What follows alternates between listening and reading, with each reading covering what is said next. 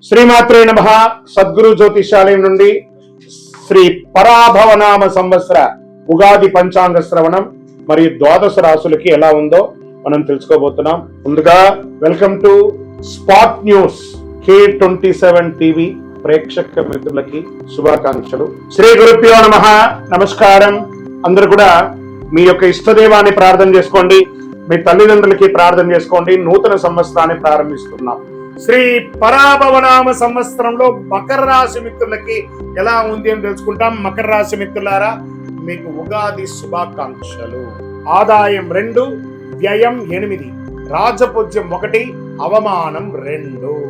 ఉత్తరాషాఢ నక్షత్రం 2, 3, 4 పాదములు, శ్రవణ నక్షత్రం మరియు ధనిష్ఠ నక్షత్రం 1, 2 పాదాలకు జన్మించిన మీరు మకర రాశి వారిగా పరిగణించబడుతున్నారు. ఈ సంవత్సరం మీకు శుభాశుభ ఫలితాలు ఎలా ఉన్నాయంటే, పరాభవనామ సంవత్సరంలో మకర రాశి వారికి ధైర్యం మరియు పట్టుదలతో ముందుకు సాగితే అభివృద్ధి మరియు అవకాశాలు కలిగే సంవత్సరం. కష్టపడి పనిచేస్తే మంచి ఫలితాలను పొందుతారు. నోరు అదుపులో పెట్టుకుంటే జీవితం బాగుంటుంది. ఈ సంవత్సరం శని ఎలా ఉన్నాడు? శని మీనరాశిలో 3వ స్థానంలో సంచరిస్తున్నారు.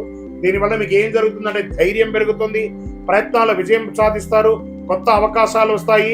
ఇది శుభపరమైనటువంటి గోచార ఫలితం అని కూడా చెప్పొచ్చు మకర రాశి వారికి.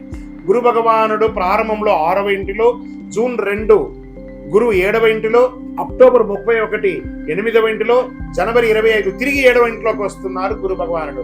భాగస్వామ్య సంబంధాలు పెరుగుతాయి, వ్యాపార అవకాశాలు వస్తాయి, వివాహ యోగం, వివాహమైన దాంపత్యుల మధ్య ఆ ఎడబాటు ఉంటే అవి కూడా కలిసిపోయే అవకాశాలు బాగా కనబడుతున్నాయి.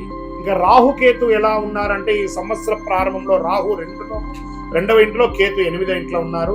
డిసెంబర్ 6 రాహు జన్మరాశిలో, కేతు 7వ ఇంట్లో ఉన్నారు. దీనివల్ల ఫలితం నిర్ణయాల్లో జాగ్రత్త, సంబంధాల్లో అవగాహన అవసరం. చిన్న పెద్ద చూసి మాట్లాడి సమాజంలో ఉంటే బాగుంటుంది, లేదా అవమానాలు పొందుతారు. దానివల్ల జీవిత నష్టాలు కూడా ఉన్నాయి.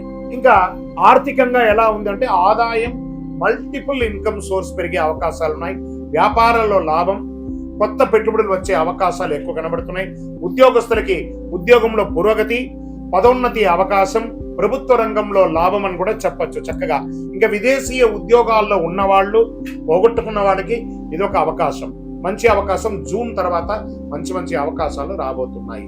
ఇంకా ప్రైవేట్ రంగంలో ఉద్యోగస్తులకి కొంచెం మిశ్రమ ఫలితంగా కూడా కనబడుతుంది.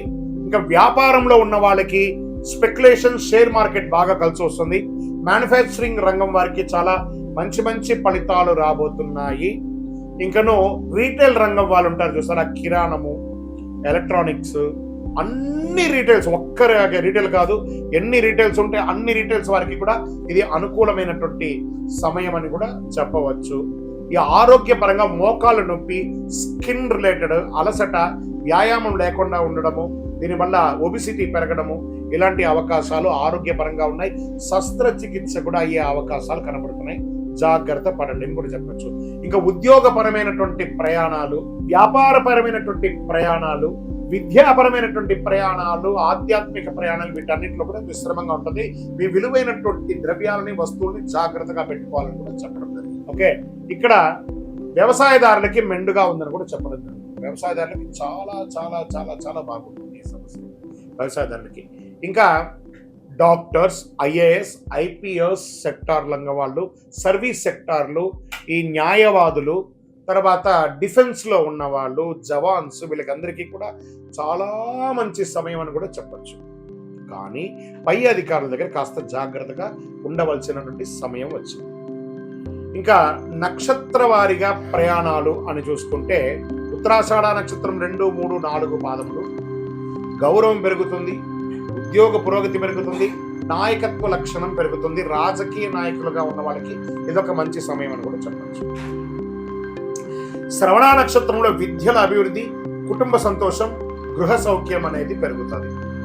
ఇంకా ధనిష్ఠ నక్షత్రం వారికి 1, 2 పాదాలకి ధనలాభం, కొత్త అవకాశాలు, వ్యాపారాభివృద్ధి, రాజకీయాభివృద్ధి, సమాజంలో పలుకుబడి పెరుగుతుంది. ఇంకా అదృష్ట సంఖ్యలు 5, 6, 8. అదృష్ట రోజులు శనివారం, బుధవారం. అదృష్ట రంగులు నీలం మరియు పచ్చ. మరి పరిహారాలు, ఈ సంవత్సరం చేయవలసినటువంటి పరిహారాలు: శని భగవానుకి శని పూజ చేయాలి, తైలాభిషేకం చేయాలి, గోపూజ చేయాలి, రుద్రాభిషేకం చేయాలి, ఇష్టదైవ ప్రార్థన చేయాలి. మీ కులదైవంకి దేవాలయానికి వెళ్ళి మీ వయస్సు ఎంత ఉందో అన్ని లెక్కతో ఒత్తులు మట్టి ముక్కుల్లో వేసి నువ్వుల నూనెతో దీపం వెలిగించండి. ఇంకనూ శక్తివంతమైనటువంటి పరిహారం, అతి శక్తివంతమైనటువంటి 48 రోజులు పూజ చేసినటువంటి చండీ సుదర్శనమాలు చేసి సుబ్రహ్మణ్య భుజంగం చేసినటువంటి కరుంగాళిమాలను ధరించండి. జనవశీకరణ పొందండి, గ్రహదోషం తొలగించుకోండి, ఆటంకాలన్నీ తొలగి ఆరోగ్యంగా ఉండండి. ఇంకను మీ వ్యక్తిగత జాతకం తెలుసుకోవాలనుకుంటున్నారా? మీ పరిసర ప్రాంతాల్లో ఉన్నటువంటి సద్గురువులని సంప్రదించి మీ యొక్క జాతకం తెలుసుకోండి. లేదా నా ద్వారా తెలుసుకోవాలనుకుంటున్నారా? మా డిస్ప్లేలో కనబడుతున్నటువంటి నంబర్కి మీ పేరు, date of birth, time of birth, place of birth, గురుగారు ఈ నూతన సంవత్సరం మాకు ఎలా ఉంది తెలుసుకోవాలనుకుంటున్నామని టెక్స్ట్ చేయండి, కాల్ చేయకండి. మా అడ్మిన్స్ మీకు రిప్లై ఇస్తాను. విజయోస్తు.